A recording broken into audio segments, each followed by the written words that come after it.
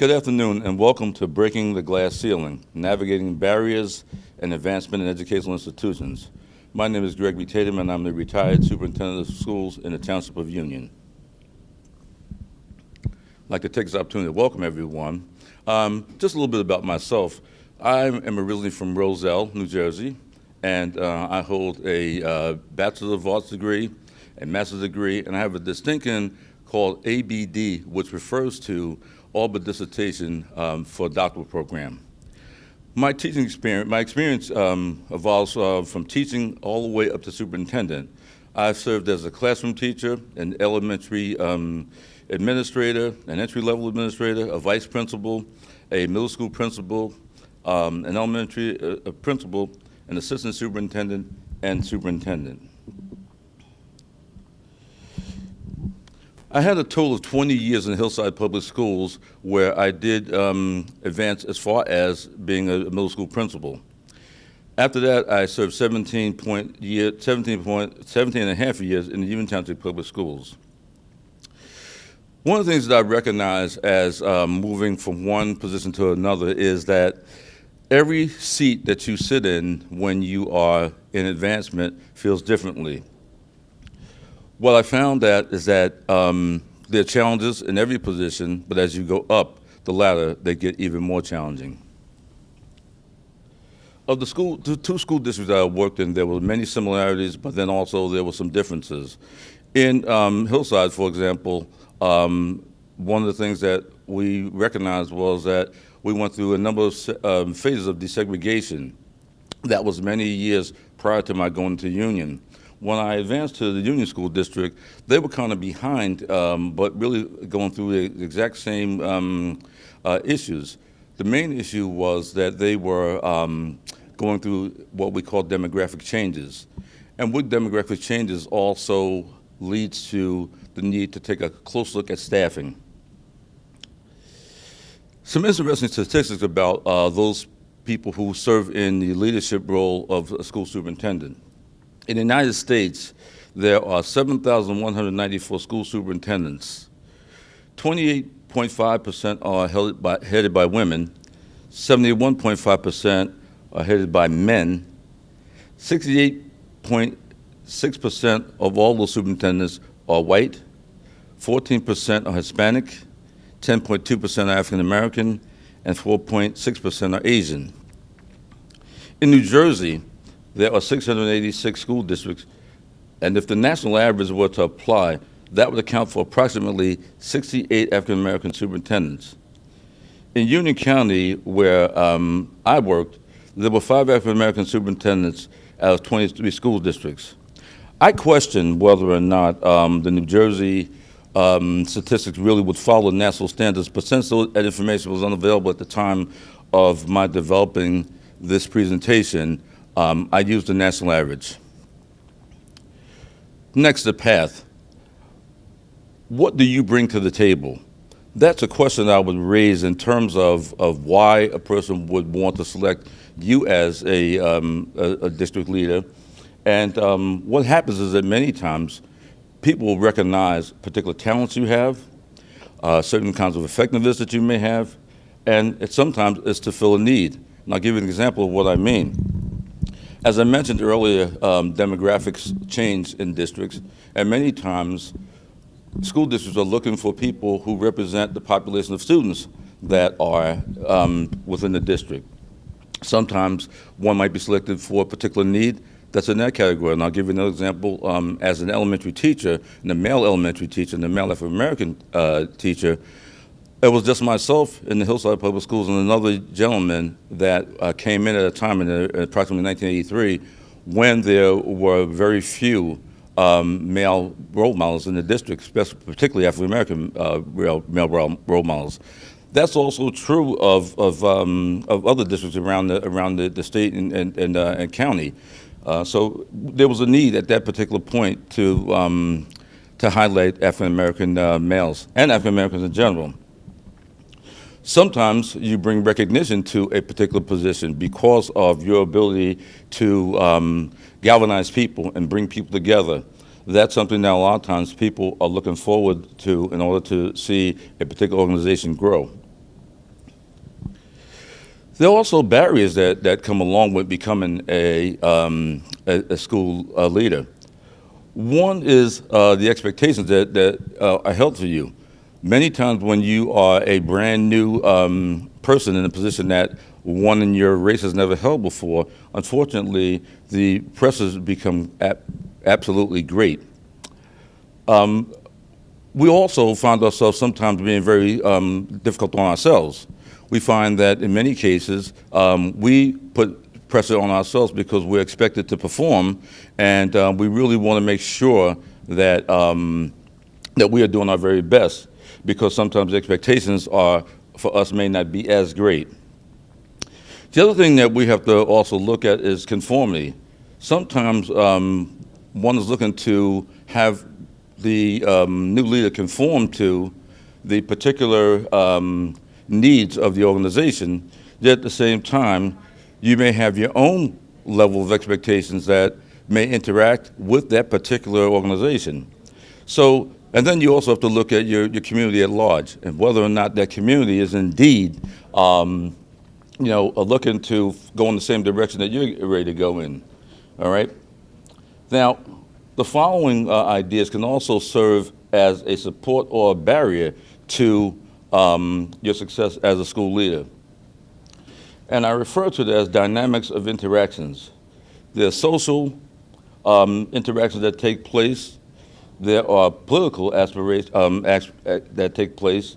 And then sometimes we'll ask the question, do you find politics or does politics find you? Now, why would politics be a good thing? Well, in most cases, our local politicians are here for the idea of helping with school funding and providing support for the school district. It's very important that the school leader be allowed to and be able to interact with their local politicians in order to fulfill the needs of their school district. Also, there's media. Media can also be positive or negative. Depending on the type of coverage that you are receiving, if it's positive, then certainly it is a support. If indeed it is negative and sometimes unwarranted negative information that is put out, it becomes a barrier. So those areas can be either positive or a negative in the success of being a school leader. Navigating the barriers. One of the most important aspects of navigating barriers that may be in front of you is the development of a nucleus. Now, usually the term nucleus refers to some type of scientific background and so forth. I use that term because nucleus also means the formulation of people who surround themselves and support the school leader. In most cases, the nucleus forms whether or not you set out to develop the nucleus because there are people who look at your personality and determine that you're someone they'd like to follow. The next important thing to navigate is the engagement of stakeholders and community groups. The engagement of stakeholders are very important because as a school leader, you want people to kind of speak the same language that you do. You don't want to have a situation where people don't understand, so it's about having a seat at the table. It's about having your stakeholders to be part of policy making and having them be a part of the total operations of your school district. I also believe in a common belief system. A common belief system in the sense that it's one system that everyone follows that the leader develops and has a conviction for that particular set of principles which they follow. I think that one of the main things and one of the effective navigations of the barriers is, despite what pressures you may encounter, is keeping the needs of all students as your number one priority. You must always stand by your convictions. And finally, stakeholders are more likely to support the vision of an organization when the I becomes a collective we. A principalship, then moved into an assistant superintendent's position, and then ultimately became superintendent. Now, during that time period that I became superintendent, as I will tell many people that it's not a position that is as glorified many times as people may think. Or what happens is that you have to kind of find your way in terms of being that school leader. And just spoke a little bit earlier about, the positives and negatives of it. When I first came into education, I came in at a time when the school district that originally worked in, which was Hillside, really needed the support of minorities in schools, especially male minorities. And interestingly enough, one statistic that I gave was that there were only two male minority classroom teachers when I first entered into the field of education. And in so much as that happened, you fulfill a need, but then the question happens: what happens once you get there? Because it's one thing to get the job; the other thing is how do you maintain it.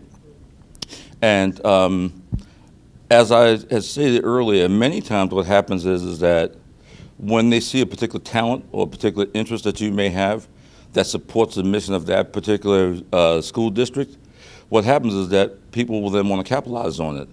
And from that, you have an opportunity to move up the ladder. Now, let me just say this to you. Not everyone has that opportunity. I was fortunate enough to be one of those people who moved into a position at a time, well, what do they say? It's like being at the right place at the right time, so to speak. After 20 years in Hillside, I moved to Union Township, and I left Union Township with about 13 years, Hillside Township with about 13 years of administrative experience. So that when I became an elementary principal in Union, I was pretty much seasoned, if you will. I had already, been through all of the ups and downs and so forth. So, and it was difficult really to get a job in that district at the time. And so there again, it was a situation where I had to really prove who I am and what my self-worth was. And in doing so, again, fulfilling a need. The need was at that particular time underrepresentation of minorities in managerial positions. And so in so much as that is the way that happened, I came as the first African-American male principal that they ever had. And after 3 years, I guess proved myself enough that I became assistant superintendent of schools, the first male African-American ever to become superintendent. In fact, there was an article in the paper that I may have been the only African-American to ever work in the administration building, aside from a custodian that had been hired some years before, and that custodian was not there when I got there. That was actually in the Star Ledger. So I'm not saying something that people turn around and say, well, he's trying to malign the district, or the case may be. That was written as a fact, and that came from somebody from the Vauxhall community. And then moving on from there, I became superintendent in 2014. Now, we talked earlier a little bit about barriers and those things that help you become successful. Well, one of the things that I always say is that the important part about the barriers are that it's all about how you interact with people. Although in some cases you may not necessarily be the ideal person that everybody wants, roadblocks can be put in front of you. But the best way to navigate around those things is to reach out to the masses. And that is to have people have a seat at the table, so to speak. So that you have a circumstance where once people start to kind of galvanize around you, I said this before, a nucleus forms, people who are supporters of yours. And once those supporters come into place, it becomes a collective voice. It's no longer just me as a superintendent going out bestowing the virtues of what I think. It's a conglomeration of all those voices together. And as I said before, it's not really about an I, it's about a collective we, meaning all of us come together. Now, that's a basic overview of everything. What I really want to do now with the time we're remaining is entertain some questions and any discussions that you might like to entertain about what I've said so far. Any questions? Sir in the back? How do you deal with the need to fit into a culture? When you come into, I guess, junior school, where there's a difference between Vauxhall, Wider, Union. Right. Are you coming into a culture accepting, or do you have to fit in and kind of go with the culture that's already there? That's a very good question. One of the things that I said earlier was that sometimes it's community issues and so forth. So you really have to find your place, so to speak, in that within that organization, within that township. I think the thing that helped me the most in all to answer your question was having been the principal of the district-wide middle school, fifth grade school for 3 years, which is in Vauxhall, the Central 5 school. What helped me was that I was working with all of the members of the community within that position. Now, taking that I may have been in another school that was segregated to one particular area of town, that may have been a little bit more difficult. But it's also what personality you bring to the situation as well. I mentioned earlier, it's always about keeping students first. It's always about maintaining what their needs are. The moment that we start going to the point that we're on the ego trip and it's all about us, the battle is lost. And even sometimes when you're not doing that, even times when you are trying to do the right thing, there's still going to be barriers because everybody is not going to accept who you are and what you are about. I mentioned before about there are some areas that could be positive and or negative. It's a question that when I was in Hillside, we kind of asked ourselves as school administrators, when we became administrators, do we find politics or does politics find us? Because sometimes what happens is that, politicians really want to work with you because you have something that will help them. Being a minority superintendent, which is very rare in the state of New Jersey, a lot of times, if you have, like I thought I had the ability to galvanize people, they also become votes. Or by the same token, in a situation where you have, issues that come about, like school funding, those areas where politicians do have some say. I can tell you this is the actual truth. I had the opportunity one time to be on the telephone with the deputy commissioner of school finance, as well as the commissioner of education, and one of the things that they said to me during the budget foreshore was that you put together a good budget, even though you had to make some personnel cuts and whatnot. You put together a good budget. We're supporting it. And unfortunately, it's up to your local legislators to determine whether or not they're able to give more funding. So that's where the positive end of it comes about. It's the same thing with the media. The media can be your best friend if they're highlighting your positive, programs and that kind of thing that you were doing. However, it could be your worst enemy if they are writing, about they don't like what color shoes you wear to school or something like that. And I'm being facetious when I say that. But it could be positive and negative. And the thing about it is, we talk again about how you navigate around that. That's to have a group of people, heavy supporters that stand by you. And I can tell you that I want to say that for the most part, the years I spent, as a superintendent, which was approximately 7 years, I did have a pretty good base of supporters. Now, I don't know if that answered your question or not. I mean, I think I kind of went... To piggyback on that, is any of in your schools, is anybody doing an Amistad program in your schools? What's interesting is that for a number of years, and I'm glad you brought up the Amistad, because for a number of years, the Amistad was not in place in the Union Township School District. In fact, we got that Amistad really interwoven into the curriculum around 2016. Now, I know that's awfully late, and we did some revisions right before I retired, which was around in 2019-20 school year. And there was a lot of work to be done there. And, the reality of it all is when you're supposed to interweave something into a particular curriculum, there's an old saying in curriculum development and dealing with curriculum. And I talked one at the Vauxhall Civic Association about just this. There is a written curriculum, then there's a taught curriculum. And sometimes those two don't actually match one another. So one of the challenges that we had was, we had written the curriculum, but was it being implemented and was it being taught in the classroom? And that's a charge that we also gave to the school principals and the school supervisors, because again, the best curriculum written looks good on paper, but what really is important is what's being taught in the classroom. That's the most important part of it. And if those two don't match, then you have some issues to deal with.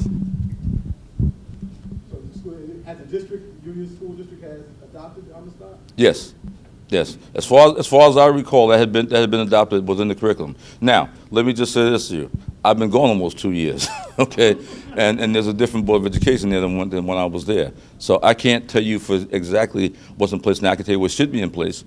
I can tell you what we left in place, but I can't be 100%, to say that it is there. It hasn't been changed. I think there's been a number of changes that has taken place since I retired. And it's all hearsay. I don't have any fact or anything that I would say there. Other questions? So what are you doing now? What am I doing now? I'm home. I am home, and I am spending a lot of time talking to the dog, and he's a good listener. He doesn't answer me back, so, and he doesn't bite the hand that feeds him. So I mean, but the reality of it all is that I've taken a little time off and so forth. When I was requested to come by and have a little discussion with you guys today, it was a good thing to kind of get away, to kind of refresh my own mind and memory about some of the issues that are going on. Now, certainly, I do try to stay somewhat in connection with what's going on in education, but again, things have changed tremendously just in the last 2 years. Talking about the idea of the pandemic, which took place, I kind of left right around the time that the pandemic was maybe but just March to December. And so when I left, the school district, students were still kind of doing the remote learning. So that was something that I kind of followed, and looked at the heart of the road back. Now, we had written a plan about doing that, but didn't physically, do the undertaking of that part. So that, I do still kind of follow, those issues and whatnot. And certainly, I remain available as a resource for anybody who very well may need my support. My phone's not ringing off the hook right now, but but I certainly will not shut the door on that at all. Other questions? Or yes, ma'am. I'm one of your former students. I was going to answer. I was getting ready to answer because you look so familiar to me. Tell me your name again, because you do. Jocelyn Matthews. Yes, you look familiar. I knew you looked familiar to me. Absolutely. I kept looking over at you and I said, "God, I think that's one of my students," but I'm not sure. Go ahead, Jocelyn. Years ago. So I guess more so my question is just about being a black man working within those positions and those spaces. How do you move from being an educator to being a principal to being a superintendent when we're not traditionally accepted in those spaces? Okay. Like I said, one of the things that happens is that it's about the needs of the particular district. Now, I mentioned Hillside. Now, when I was in Hillside, in 1983, phase one of desegregation was taking place, okay, where the schools were being reorganized. And one of the things that they recognized, and I don't remember what school I may have had you in, but because I was all over Hillside. In fact, I got to the point where I was going into meetings and saying the wrong school because every time I looked at it was transferring around. We were, again, we were so thin, in terms of male administrators. I mean, the other guy who's still a good friend of mine to this day, sometimes other people will call him my name and vice versa because they, and you probably know who I'm talking about. But the thing about it is sometimes it's about navigating a need that comes about. I think that there's a recognition of a particular skill set. I think there's also, and here's the thing that I think that we need more of, but we don't have as African Americans, that's mentorships. And the thing about it is it's a guy like myself who has been through the burning building, and I worried when I left Union about certain administrators I had just hired because I knew they weren't going to get that type of mentorship. And so the other side of it is also having, representation in those positions. I can tell you one of the things that I have heard, and this may help answer your question hopefully a little bit better, is that there's always this ad is that, well, we need minorities, but they're not out there. Now, I can tell you for a fact that's not true. And I tell you the reason why I know that's not true. I was looking for a principal and assistant superintendent. And I said, well, I'm going to interview, but I'm going to do my own paper screen this time, not my personnel person. I'm going to do the person, I'm going to do the. And what I found was when I did my own paper screening, and I started looking at particular names, and in fact, there was one person who I called in, two people who I called in, who had a particular last name. They worked in the North Public Schools. They were brother and sister. And yet they have a minority background, but the adage of it was, well, we can't find any minorities. And the thing about it is that when you get into a position like that, and you say to yourself, I have to try to diversify the staff, and despite doing that, when I left the district, and it was a statistic that was done by one of my assistant superintendents, my hiring, record from 2014 to 2014 to 2020 was 51% minority and 49% non-minority, which was, as you say, statistically, it was even. But at the same time, prior to that, we can't find anybody. You can't find something if you don't look for it. And unfortunately, that's one of the things that has happened over the course of the years. And then it's also about, and I mentioned a little bit before about conformity. And when I say conformity, I mean you're conforming to the way things are, all right? And the thing about it, sometimes when you try to, the name of this is about breaking the glass ceiling. Sometimes when you try to go to the right, you get your hand slapped and you get pulled back. But by the same token, what I'm saying is that when you start hearing what the community is saying, when you're in a position like this, you have to try to react. And then what you try to do is build a team of leaders who are there who can then take your spot when you move on. And unfortunately, when I left, and I actually was going to have her here today, my assistant superintendent and I retired at the same time. At one time, my assistant superintendent, I had a female assistant superintendent who was African American, a male who was Caucasian, and then at one point I had a high school principal who was also a minority.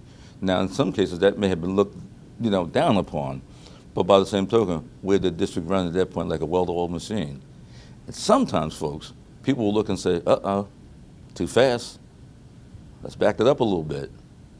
And backing it up, that means that, and that's when I said about sometimes media could be positive, sometimes it could be negative. Sometimes positive can be positive, sometimes it can be negative. We talk about barriers and working around those barriers. Those things happen based upon community, the organization, and all of the structure that's going on around you. I taught a course some time ago for the College of St. Elizabeth, where I was a doctoral candidate for, I think I still am. But one of the things that we emphasized in the course was how organizations and systems actually work.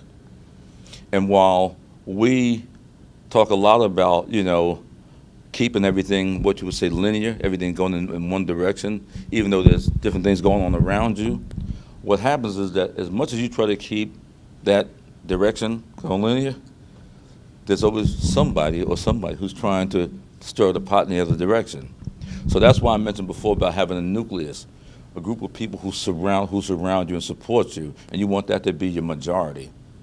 So I think, but in the answer to your questions, I think that's one of the main issues. And for me, I have to say this, I think that part of what has propelled me, or had propelled me to the level of success that I had, was that I was made it not about me. I was made it about, the needs of children and the needs of families. I can give you an example of what I mean. I fought many years about children getting on buses.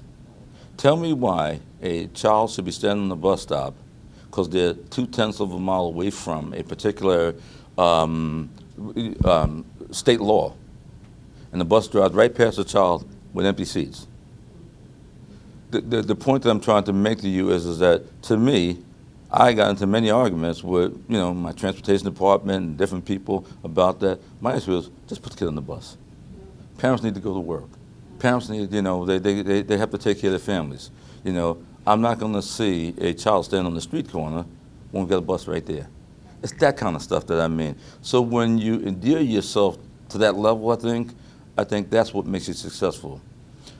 You can't be the kind of person who may think you're too good to have a cup of coffee with the custodian in the building. You have to be endearing to people. I think that what happens is in many cases, we unfortunately get to the point where our heads get bigger than they are. And I think that, it goes back to when I was first becoming a school administrator. I interviewed one of my principals when I was a teacher in Hillside. And I asked him a question. I said, what kind of advice can you give to, a young person aspiring to become an administrator? Kind of what you're saying to me now. And it resonates to his comment. And it was, never get so big that you won't pick up a piece of paper on the floor if you see it. See, because that means that you're willing to, and that stuck with me. That stuck with me. And there are many times I go into a school building, and the building custodian will say, "You're going to stop and have a cup of coffee before you leave?"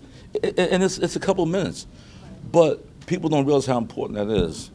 Another principal I worked with in the Hillside said something one day, and it was really like off the cuff, but very profound. And it went just like this. At a faculty meeting, he stood up and he said, you never know how far your influence goes. And then he went on with his agenda. And for a long time I said, why did he say that?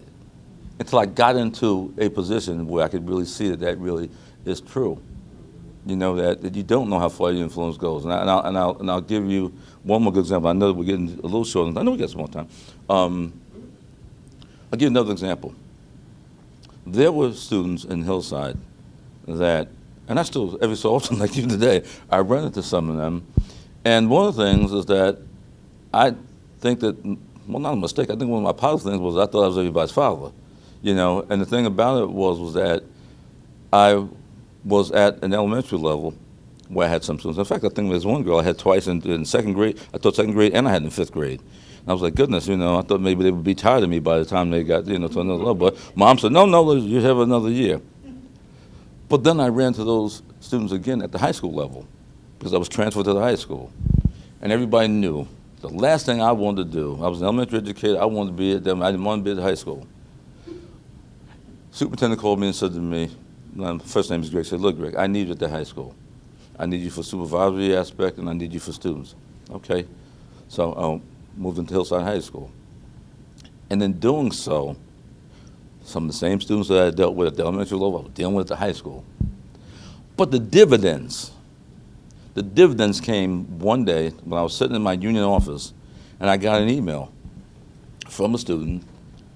And they always start by, I guess you may not remember me. Well, again, I'm looking at you and I didn't remember your name, but I knew your face. But when you send that to me and then you say what's your name, I said, how could I forget her? I mean, I couldn't do classroom observations because she was getting in trouble in the hall and stuff like that. The fact of the matter is that it went like this. Her email to me was all about the fact that you stayed on me from the elementary up through high school. Now I'm in a master's program. That's it all. So what I'm saying to you is that that's the level of effectiveness that you want to have. It's not all about yourself. A lot of people get on an ego trip. It's not about that. The reality of it all is it's really about not what can I do to you, what can I do for you. That doctoral program that I was in really emphasized servant leadership, and that means you're there to serve. You're not there and you're not there to be beat up either. Sometimes, you come out when you're like the superintendent, you're the assistant superintendent, you go out in the public. Boy, it's like you're on one target. But by the same token, you're out there because you want people to see you as a person, not as somebody who thinks, you're in the Eiffel Tower, and too high, and too mighty, because that's not really what it's all about. Now, I may have answered your question, I may not have, but I think that's the reality of it. You need mentorships, you need support, you need people who are willing to stand by you and to give you advice, and that's really what it's all about. Other questions that I can entertain? Sir. Oh, say it again. I'm sorry. And then you go, sir. No, go ahead. I want to because I want to hear what you said. I was just thinking. I had a problem like with my daughter one year. My daughter's special education. Okay. And special needs. And every time I would call downtown Newark, I would always get the answering machine. I'm away from my desk right here. I'm away from my desk, and I'm thinking, okay, just how many meetings do you have a day? And all day long they were away from their desk. You know what my answer to that always has been, because this happened to me before. I'd be the first one to be honest with you about that. My answer to me is always like this. When I can't get to you, that means I'm servicing someone else. You know, and the reality of it all is, but here's the other side of it too, though. And it's about how you organize your office. What I did in Union was I made sure that everyone had a secretary. Okay, every executive person in the building had a secretary. There was also a main person that was at the switchboard, so to speak. Well, it might have been a switchboard. I might be really dating myself now. They were at the front desk. Okay, in so much as that though, phone messages I wanted brought into me. So in other words, if let's say you called me and I may not have been there at the time, you might get my voicemail, but it might also say, please call extension X, Y, and Z. My secretary who will and then that person will then bring the message to me directly and say, Miss So-and-so called you 10 times a day. She's sitting out in the hallway and she's going to, kick the door down if you don't let her come and see you. And my issue is that she doesn't have an appointment to bring her in. And then at that, because, I used to tell people this all the time, and I must have been a little, I guess, off of my rocker to say this, but I used to do this all the time. If you can't get me on the phone, stop in. Because I can maintain no policy. If you can't get me on the phone, you keep trying to, stop in one day. And if whatever you have is so important that you need to talk to me about, if I can do it, I'll drop what I'm doing to see you. So that was a little bit, like I said, and a lot of people don't do it. That's why I said there's some uniqueness about who you are and what you do and what you bring to the table. That's part of it. I think, like I said, the thing that I think propelled me to where I am, so I'm in my personality. I'm a people person. And the thing about it is, in so much as I'm a people person, I like to engage with people, And I started the Union School District by starting a committee of stakeholders throughout the school district. And I asked them a question, and again, I had been in there for a number of years because I was assistant superintendent for 8 years. I asked them, let me ask you a question: what's wrong with this place? I want to hear from you. What's wrong with this place, and how can we together fix it? So that's what I mean when I say collectively we work together. It's not about me. It's not It's always about what's on the minds of the people that you're working with. One of the things that we had, I'll give you another example of. One night at the Board of Education meeting, had parents stand up and say, "We really need full-time, pre-K in this district." And now that's one thing that we left behind. We were able to successfully get some funding from the state, and actually we instituted free pre-K, sponsored by the governor. Again, politics, does help. Sponsored by the governor, but now you can imagine how much that's grown, and how much the needs of our community, really need that because of working families. So all those things all kind of tie into, again, who you are and what your effectiveness actually happens to be. Sir, I see you have a burning question back there. Let's go back to the homicide. Uh-huh. Versus effectiveness versus career goals. Mm-hmm. You find that you're going to be effective, your career goals may be short, may be limited. I think I'm kind of alluding to what you're saying in my discussion here, because I can tell you right now, if it was just about the career, I wouldn't be someone who's all but a dissertation. I'd be Dr. Tatum. I finished the doctoral program, but the thing about it was, as they say, sometimes life gets in the way. When I became the superintendent of schools, that became my main priority. Although I was trying to navigate around that, unfortunately, that might be the one thing in my whole career that I can walk away and say, well, I didn't necessarily finish that. I finished the program, but I didn't finish the research.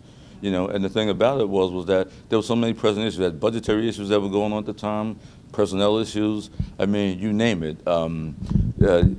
Dealing with unions, dealing with organizations outside the district, dealing with corporate sponsors. It was a lot. It's a lot more to the job than how it appears. And what I was talking about earlier was, when you're in those positions, every seat feels different. People say, I could do that job. If he could do it, so can I. But listen, and am I guilty of maybe in my mind saying that at times or thinking that? Absolutely. But you don't realize what it's like until you sit down in that chair, and then the burden falls on your shoulders, and you have to react to those issues and whatnot. So, the reality of it all is that sometimes you do have to put your career goals, aside. Remember, it's not about you, it's about them. It's about the masses. So, and what I never subscribed to was an us versus them mentality.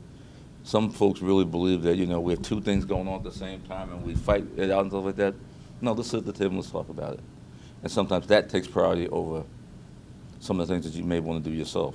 I mean, I can tell you right now, I left the district, there's one thing that I really would like to have done there was totally reorganize the schools into what I found was more educationally sound and certainly more cost-effective, but at the end of the day, something that would produce and reduce some of the tension and stress that goes along with being, in a school district, and some things as little as transportation, or wanting to go to another school, all those things come into play.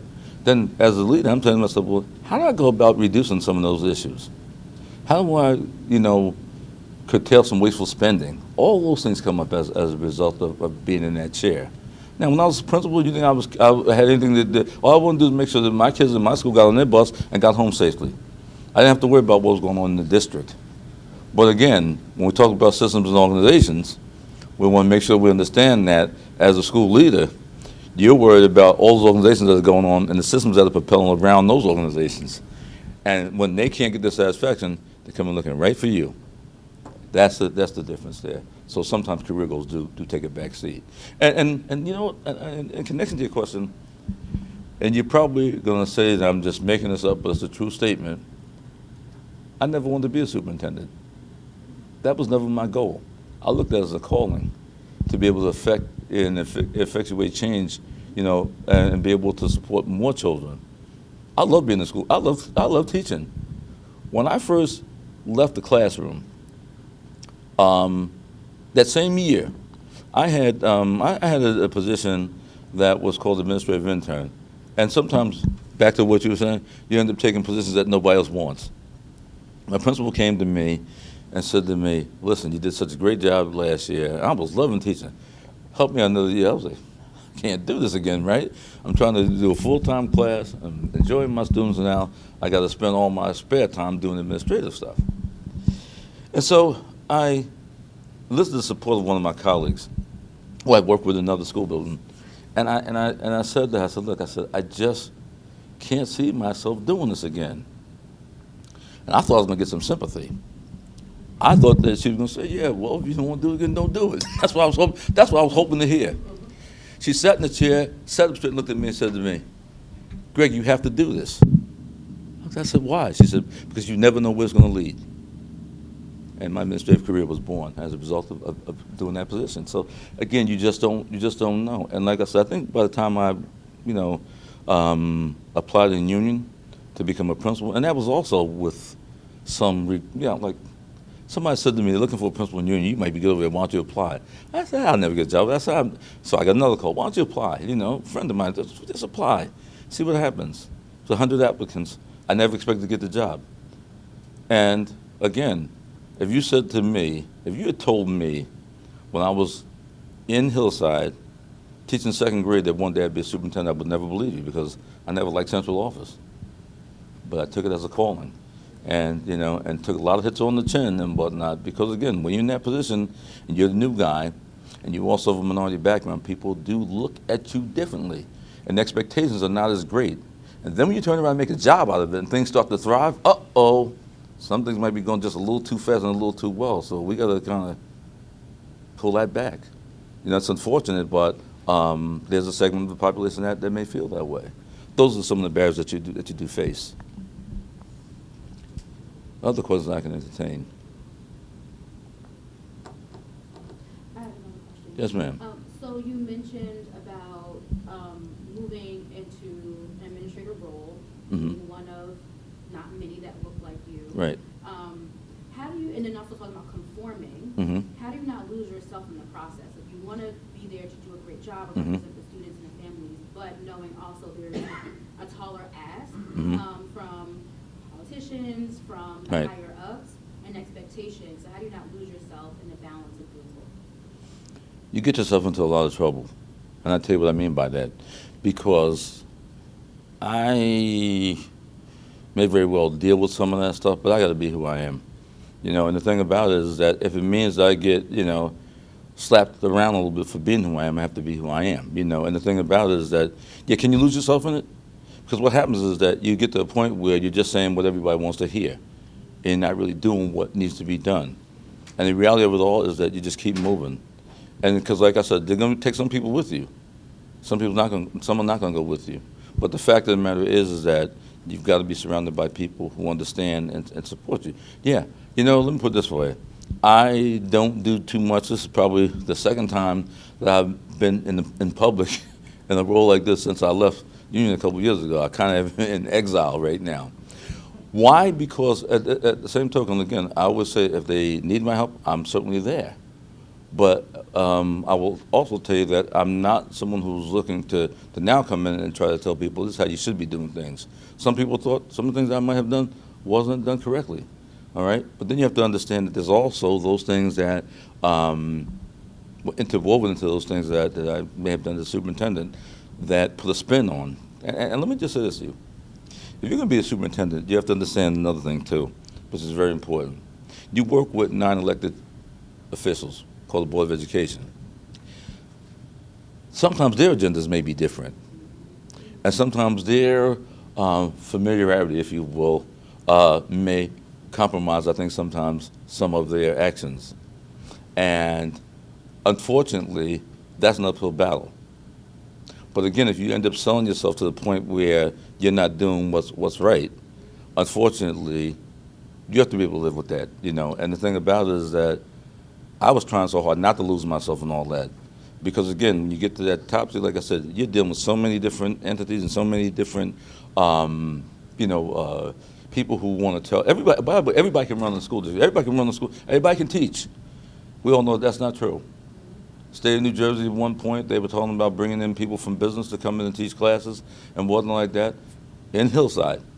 I remember at the high school we were hiring a few people that were out of business, or scientists and all like that.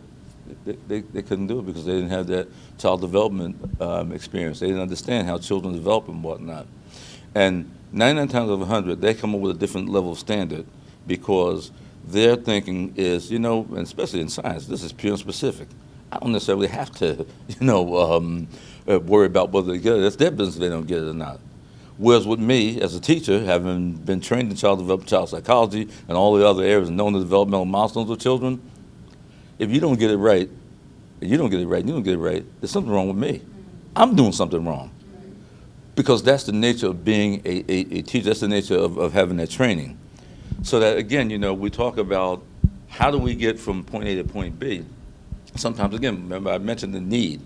So we couldn't find math and science teachers, probably still the same with special ed teachers. So we started to dig deep and try and bring people in, but everyone's just doesn't have the physical makeup or understand the needs of children enough to be effective in the classroom, So, there's certainly a lot of ways you can lose yourself, and that's even part of it. Even bringing in people who are not really qualified, I used to tell people this when I would do an interview, and it might sound like it was a way of me not doing my job, but I felt like this. The candidate sitting in front of me for a final interview, first thing I would say is that you must have impressed somebody really, very, very well to be here in front of me. So my thing is that I'm gonna have a conversation with you now about, and I get to know, and it's just like you and I have a conversation now. It wasn't about me asking them all their philosophy and stuff like that. That should have been done I wanted to know, are you going to be a good match when you stand in front of those students? That's what I was concerned about. Will you be a healthy match? And so I wanted to get a feel for, who you are as a person, not necessarily who you are on paper. Because a lot of people on paper are not who they really are as a person. Other questions?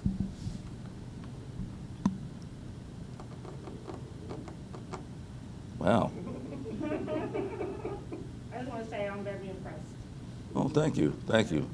You know what's funny?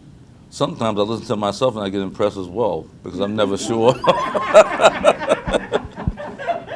Sometimes I get a little impressed with but you know what the reality of it all is that, and it's something that God rest, my mother taught me, experience is really your best teacher. And the whole idea is that it's that experience, and I guess it's the mentorships that I think really make the difference. I had a slide up at one point where it had my email address. I don't know if we can go back to that or not. I don't even know what the presentation is now. Let me see if I can just get back. This one slide I want to go back to. Because I want to, here it is. There's my email address. So we're up to the open part discussion. But if you think about something that may be pressing or other questions you may have, you can feel free at any time to email me, and I certainly will try my best to respond to you. So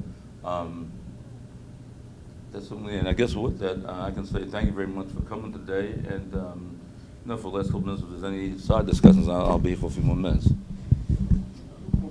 Yes, sir. What role are you gonna play in this? Is it just like a one-time thing? Well, let me just say this to you. I got a call, and it said, "Oh, I'd love you to come in and do a workshop. I'm gonna tell your story." And I guess it would be nice for me to talk about me a little bit, since nobody else does it anymore. But the truth is that, if indeed I'm invited back, then certainly I'd be more than happy to come. I mean, certainly there's a situation where there's other issues that they'd like, the media engaged in. I certainly would be willing to do that. But as far as I know, it was a one-shot deal because it was thought that maybe this would be a good topic, considering the whole overall theme of the conference, to have someone that come in who's actually had some of those experiences at the educational level. And again, to talk a little bit about how you navigate it, how you deal with it, how you don't get lost in it, if you will, those kind of things. So we'll see if there's any other times I'll be around.